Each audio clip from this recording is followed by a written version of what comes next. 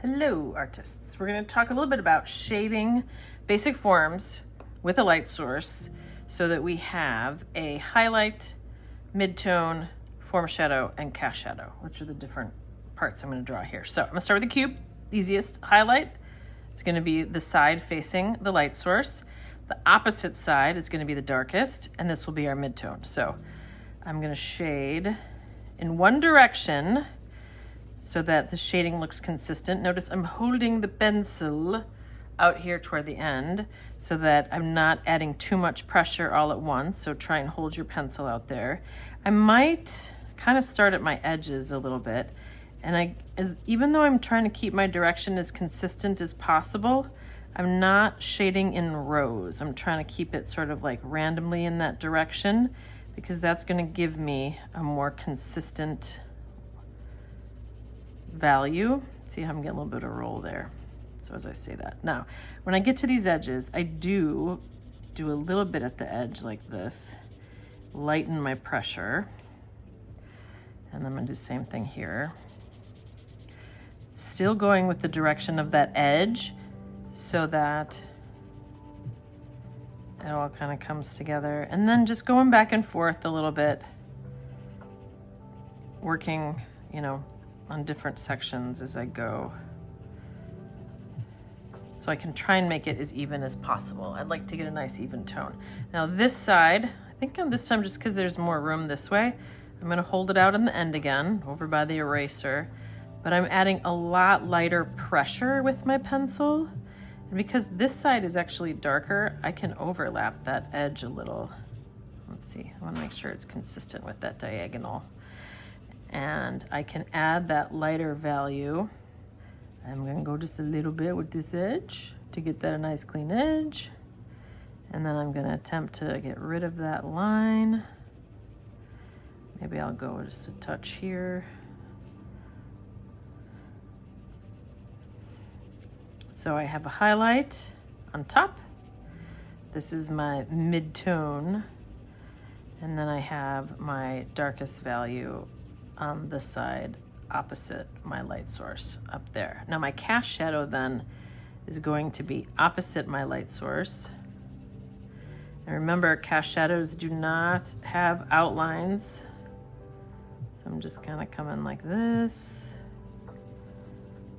And I want it to line up with this edge as if it's casting from that way. So this will continue this edge and it stops at this value here. Now, I'm gonna work my way over here. It looks like I've got a little bit of an edge here, so I'm gonna move this over just slightly. So I have this on a back up a folder with a crease in it. So here's my highlight. I might have a little bit of shadow kind of around that edge as it comes in. Maybe we just do a touch. This is gonna be brighter, and then the mid-tone will be here, and then my darkest is the opposite. So I'm gonna add a little bit of darker pressure here. And I'm gonna go vertical because it's gonna be easier to gradually lighten my pressure as I come around the side of this. So here it's darker, here it's lighter. Might be lightening a little faster than I want. I wanna keep that mid-tone moving around so I can still see value on here. So I'm coming up here. I'm doing some just like one directional shading. I'm not going back and forth so I can get into that edge. I think I'm gonna push this a little darker so I have more value to bring around. And then lighten as I come around this way. And I could come back and rework some more into this, but this is the direction I want it to go. And come around like that, making it whitest as it comes to the light. And this would be, again, coming out from this edge to make my cast shadow. No outlines, just nice and soft. And that gets interrupted by the cone there too. Now this is pretty similar. This is gonna be darker because there's gonna be some light casting or shadow kind of blocking that edge. So I might want to bring this around a little more. You can keep coming back like that. Now for my cone, same deal. cast shadow, but now my cast shadow is gonna come this way. It's gonna make more of a cone shape. Opposite that. I'm overlapping this edge a little bit, keeping my edges nice and soft. I don't know why that said like that. All right, here, dark side again, just like my cylinder. I'm gonna add some darker value here. I might, oh, something on the table here, the counter below me, making a little line. Oh, where'd it go? Oh, I feel it, It's a crumb, some type of crumb. All right, so this goes here, lighten towards the top. I need this darker value to come around further to show that cone. And again, it's gradual because this is a curved form. If this were a prism, then I would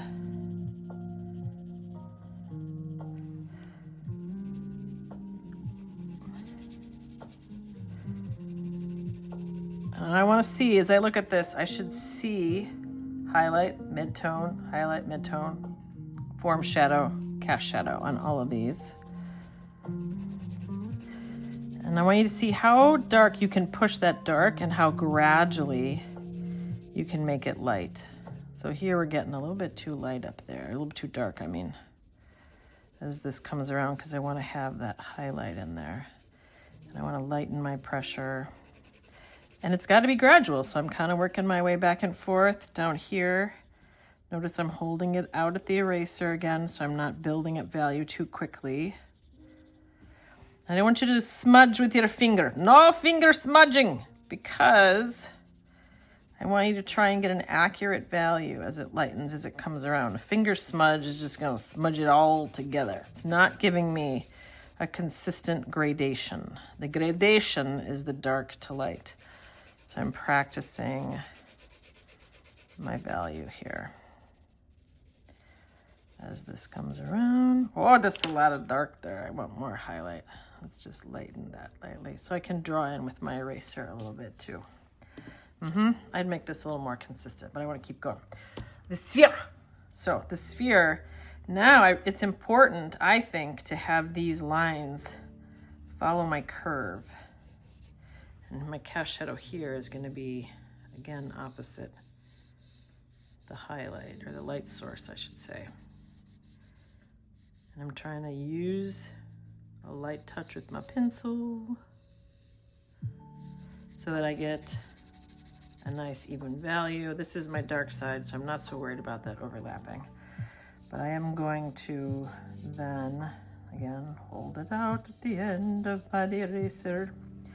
And I kind of like, I know this is going to be my highlight, so I'm just knowing that that's there and drawing some nice soft lines as this comes around. And I might just put in some of this light value all the way around as I come around here. I don't want to see that overlapping too much, just a little bit over here. And that's going to lighten pretty quickly. And then, oh, that got a little dark right there. But that's okay. I'm building it up. Building up my value. And notice I don't see the lines. I'm using the side of the pencil. And all of the lines on this curved sphere are curving. Because if I make straight lines on here, it's not going to be believably spherical. I want that sphere. So I'm softening as I get bigger. I think the sphere is the hardest because it takes a lot of back and forth to get this like darker value. And soften that and get that curve in there. Keep my marks curved. Lighten gradually.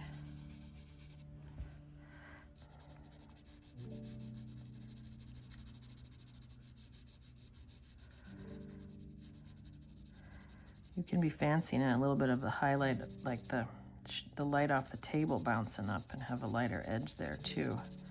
But I'm concentrating mainly on getting this darker sort of band. This is my form shadow, that darkest part there. I'm kind of curving my lines around.